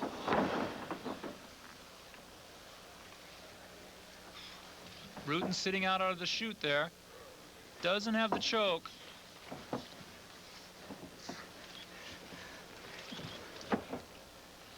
Again, Rutten breathing deeply, not panicking in any way. You know, Bruce, you see Funaki's arm on Rutten's neck there. It's interesting to note, Rutten coming back from an injury over this past summer. He was in a car accident in Holland. The car flipped 2 times, went over an embankment. So he was in pretty bad shape for a while. I'm not seeing any evidence of that neck injury here tonight. I thought you were going to tell me that the car was more injured than the boss. I think it was. Funaki trying to figure out where to go. Rutten is in the guard. You see Rutten putting his arms behind his head. He's just going to relax. He's going to take it easy. And it's interesting to see a guy that big, that comfortable in the guard. So often we correlate it to the little guys. Absolutely, because when you're a little guy, you don't have the power, you don't have the strength to manhandle someone around on the mat. So gravity being what it is, you lie on the bottom and you go to work from there. Rutten gets off in style. Back comes Funaki. He eats a right hand. Good combination by Rutten as he chases Funaki again. Funaki backing up. Oh, an open palm strike by Boss Rutten. Amazing shot by Rutten. Will Funaki get up? He's at 8. He's up. He's up. 1 point deducted from Funaki. That is a Rutten hallmark. That crashing hand. Rutten striking off of the handshake there. Another open palm strike. And they'll count this one, too. Funaki's head rebounding off the mat with the force of that blow. He's up. And you can see Funaki bloody timeout taken by the official to check out Funaki. So 2 points deducted from Funaki, 1 point from Rutten. Remember, 5 points would mean the match. I think Funaki was telling Rutten that that was a punch. I don't know whether it was or not. It definitely had some strong effect. You can see the eye there on the right starting to close up a little bit. Swelling very much so, and you can see the doctor checking out to see if his vision's okay. You could break a nose very easily there. If that nose is not broken, it's certainly on the way towards it. This match will continue. Funaki, a warrior. He's got to get Rutten on the ground. He cannot take any more of this. And he can't go toe-to-toe with Rutten. Rutten looking upstairs, landing more open palm strike. The viciousness of the boss. Funaki ties him up. He's got to clinch. He can't stay in that middle distance where he's taking that punishment. He's got to be out or he's got to be in. I think he's calling him for grabbing the rope again. I thought the point was deducted from Funaki as well, but it's actually been taken away from Boss Rutten. So that's the second point deducted from Boss Rutten in this bout. Funaki can't stay in that middle distance. He's got to stay in that clinch. He's got to go down. I don't know how much more punishment Funaki can handle to that eye area. Got to get his head up. Rutten scoring. Got to watch the knee. Oh, big uppercut by Boss Rutten. 1, 2, 3, 4. Funaki up again. Amazing tenacity. He's been down 4 points now. One more, it's over. He's signaling the crowd, I'm not finished yet. Listen to that, Bruce. They're chanting Funaki. Rutten looking to end it. Knee by the boss. Funaki cannot duke it out with Rutten. He's got to get his head up. He's got to take Rutten down. Oh, look at the punishment that he's exhibiting now. That could be it. He grabbed the rope. If he did, that's 5 points. Let's check. If Funaki grabbed the rope, I believe that would be 5 points against him. It might be 4, Bruce. I'm not sure. We'll see what the ruling is. Look at Rutten exhausted from the efforts he's put forth. Rutten is sprinting here. He can smell it. He's towards the end of the match. He can put Funaki away if he keeps on it. Funaki exhorting the crowd, drawing on their strength. We are told it's only 4 points. Funaki still 1 point away from losing this match, but hanging in there with guts and guile. Rutten coming in for the kill again. Punishing Funaki. Big knee. Open palm strike. Rutten looking to end it. Shots to the temple. Here's the knee again. How is Funaki standing? He's out on his feet. What a warrior. Down goes Funaki. That should do it. It's over. He's talking to the ref. I don't think he wants to stop, but that's the end of the match. Oh my, the boss has retained his title, King of Pancrase, with an amazing, strong, destructive ending. Well, that picture there says it all. Boss Rutten just let it all hang out towards the end there. Finished it very strongly. And doesn't have a lot left right now, I think. So Boss is down on his knees. He's obviously exhausted, but he's exhausted through a tremendous performance. He put forth a lot of energy to try to close Funaki, the warrior, who would not go down, who would not submit. I think if it was up to Funaki, he'd still be fighting. Here's some highlights. So here we see Rutten just wants to get on his feet. And Funaki has learned his lesson from that. He doesn't want to square off from Rutten. He's attacking him right as soon as he's on his feet. But this is really, it's the beginning of the end, because pretty soon he's going to catch that flush right hand. He's going to go down, and that takes a lot out of him. There it is. You can't land a right hand any better than that, so Boss knocks down Funaki with the right hand there. And it's a great testament to Funaki that he got up at all after that. That would have KO'd a lesser man. See, we see Funaki with a bit of desperation. He's going for the takedown. Normally he'd get that right away, but Boss has him where he wants him. Strong right hand, rebounds his head off the mat. It's no fun to eat a fist when you're on the ground, but that's what happened there. And that may or may not have broken his nose. We don't know that yet. Amazing that Funaki still kicking, still working, despite being well behind in the match. It just doesn't matter. He could be on his last legs. He's going to throw everything he has into this. And the sign of a great champion is what Boss Rutten is showing here. You've got to go after your opponent. When you see he's in trouble, you've got to try to finish. The best thing Rutten can do now is finish crisply and decisively, but Funaki is just not giving in for it.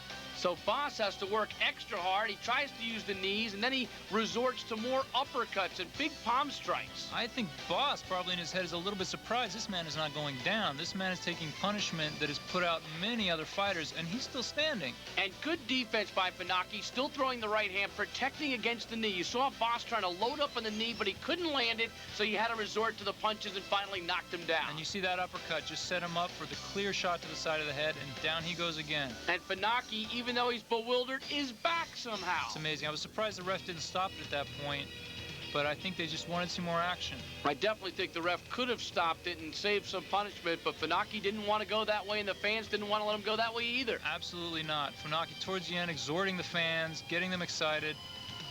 And you see him trying to shoot, trying to get in and clinch. Boss is having none of it. Funaki's so tired now that he can't execute the way he needs to. Now it's just survival. And you got to be impressed with the efficiency of Rutten's punches. He's landing, he's scoring, he's not missing many. And when he finally misses, he'll go back to the knee. But he's right on target throughout, and that's why the punishment Funaki takes is quite impressive. Boss is just merciless here. You can see the end of the match is within his grasp. He's been training for this. He just wants to end this quickly.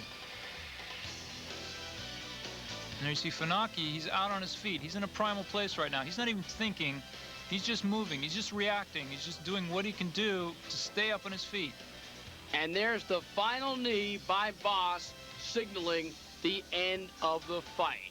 So Boss Rutten has defended his title as King of Pancrase, the belt safely around his waist. And now he gets to hoist the trophy significant of the championship. He may be from Holland, but to the Japanese fans, he's one of their own.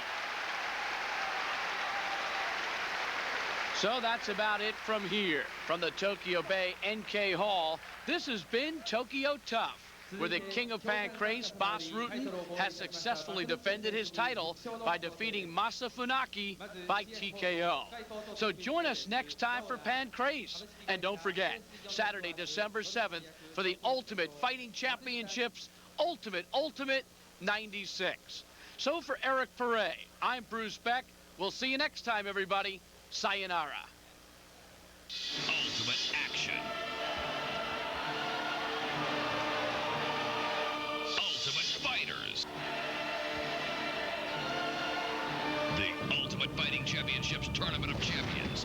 Live Saturday, December 7th. All fighters in the single greatest night of fighting ever. In the only arena built to contain them, the Octagon. See UFC champions Mark Coleman, Ken Shamrock, Don Fry, Tank Abbott, and 4 more world-class fighters in the toughest tournament in sports. The Ultimate Fighting Championships Ultimate 96. 8 great fighters, 7 amazing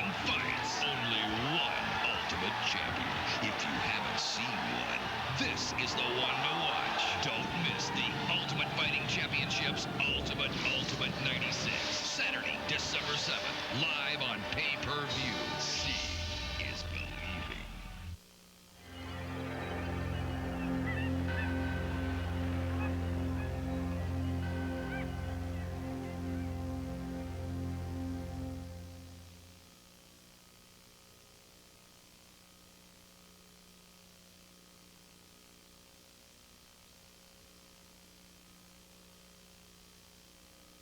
For information about all Request pay-per-view events and movies, log on to the Request Television Worldwide website at www.hitsathome.com.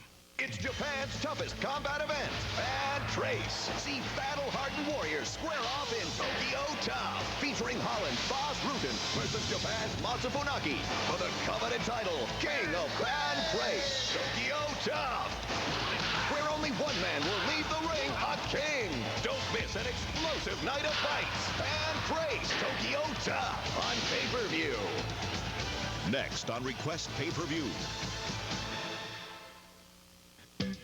Thankfully, there's pay-per-view on Request all this month. Check it out, her spell is working. A coven of teenage witches is out for revenge as they learn the craft. The guy gives me the creeps. Teen love can be dangerous when it's time to break it off in the thriller Fear. We're not gonna make it, you are! Kurt Russell and Steven Seagal work to stop a terrorist threat in the action thriller Executive Decision. Don't wait to celebrate. Request pay-per-view delivers. In today's army, one name stands for pride. One name stands for courage. One name stands for honor.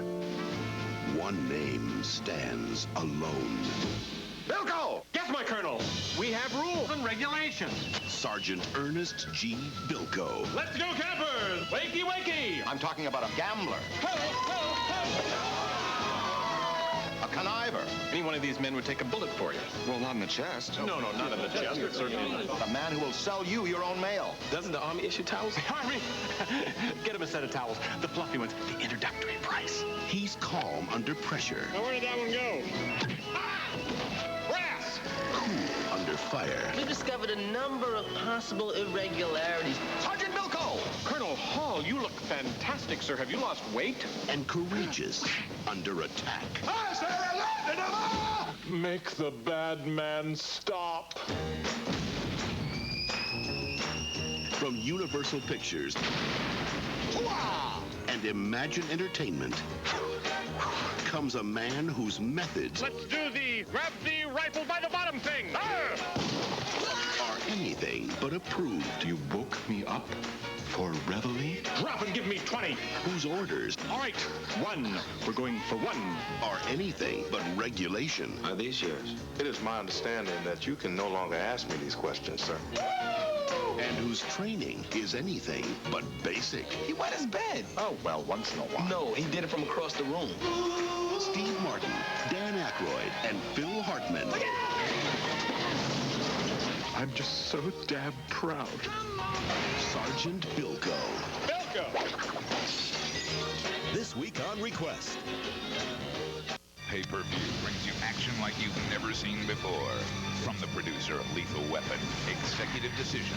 6 men have 3 hours. You don't believe me. What are you doing up here? Who else is gonna do it? You?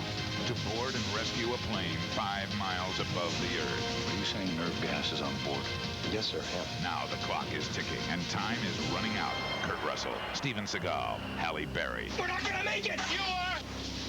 This week on Request. One is a student of the black arts. I was only 8 years old when I saw him. The other has tracked his murderous paths. Michael Myers has come back to kill. Look out, there's someone in the room. Together in the final confrontation with Michael Myers, the secret of his evil will be revealed. He's very angry. Halloween, the curse of Michael Myers. This week on Request. Once a year, only in Denver, Colorado, there's a karate tournament so stunning that Black Belt magazine called it the most popular single-day martial arts event in the country. It's called the Sabaki Challenge. From around the world, top fighters in all styles. No pads, no gloves, full contact. Sabaki. Now, for the first time ever on pay-per-view, you can take the challenge. Sabaki, Friday, November 8th. Don't miss the 1996 Sabaki Challenge. It's a knockout.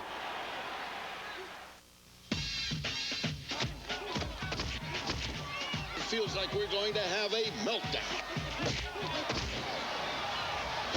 This guy hurt you at all? Not at all, not at all. He hit me one time, and that was just to wake me up because I was bored in there. The third round, that's right. And otherwise, it was just like fighting my little sister. I came to bring the pain, hardcore from the brain.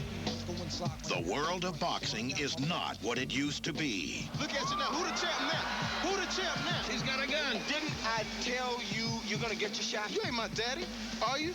But all that is about to change. People are tired of paying good money to watch brothers beat up brothers. If there ain't a white guy out there for you, I'm gonna create you one. White heavyweight? It's like saying black unity.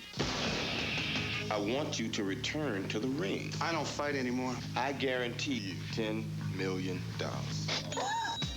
Now, it's the fight of the century. This man knocked out James Roper. I was 17, man. I'd kill Holly Doody now. And everyone's asking the same question. Is it hope? $2 on the clean-cut white boy. Or is it hype? You got to stop eating this stuff to be in some kind of shape. Oh, I'm in shape. I'm round. Ladies and gentlemen, Samuel L. Jackson. Oh, I got a lot of pictures. And those pictures will ruin you. Ruin me? My reputation? Jamie Foxx. Like my father had told me that when the green grass starts growing, you know, on the other side, then somebody got to cut the lawn. Jeff Goldblum. You know, my father said, laugh, and the whole world laughs with you. Cry, and I'll give you something to cry about, you little bastard. Peter Berg. I'm going to donate all of my monies to eradicating the homelessness situations in America and as well as the United States forever. Cheech Marin. Yeah, it's like 2 moons over Miami. John Lovitz. Shut up. All right. And Damon Wayans. The heavyweight champion of the world. Y'all can kiss my big, black, bloated Rolls Royce driving. Damn. Damn. The great white high. I'm the #1 contender, and I'm tired of you ducking me. You know, we got guns on you, and what you got, huh?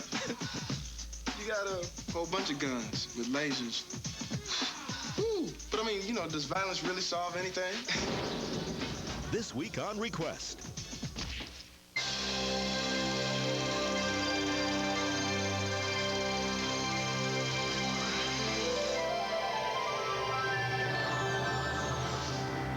You're watching Request, where you choose the best. It's Japan's toughest combat event, Pancrase. See battle-hardened warriors square off in Tokyo Tough, featuring Holland's Rutten versus Japan's Masaharu for the coveted title, King of Pancrase, Tokyo Tough. Where only one man will leave the ring a king. Don't miss an explosive night of fights. Pancrase, Tokyo Tough on pay-per-view. Next on Request Pay-Per-View. Thankfully, there's pay-per-view on Request all this month. You do fussy, fussy, fussy. Robin Williams and Nathan Lane try to play it straight in the hit comedy The Birdcage. I think everyone's going to want this one. Richard Gere is a high-profile lawyer taking on a disturbing case in Primal Fear. I'm cooperating here. The homicide investigation takes some strange turns in the offbeat hit Fargo. Don't wait to celebrate. Request Pay-Per-View delivers.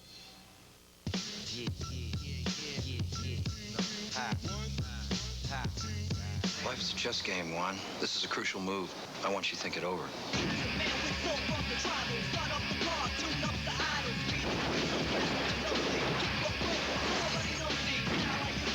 You are history. When we're done, I want you to say I'm sorry. No talking in the library. This week on Request. October 25th, some men come to fight, some only to win. Experience the toughest men in martial arts in the 1996 U.S. Shidokan Open. World champion Marco London, four-time undefeated heavyweight Tomasz Kuachevsky, U.S. middleweight champion Bo K.O. Madenica, lightweight sensation Pat White. Elimination? No. Annihilation.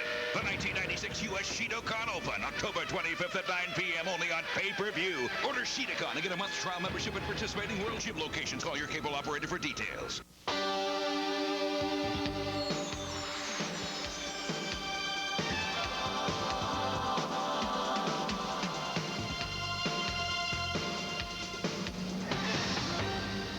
The following request special presentation, Pancrase, Tokyo Tough, has been pre-recorded.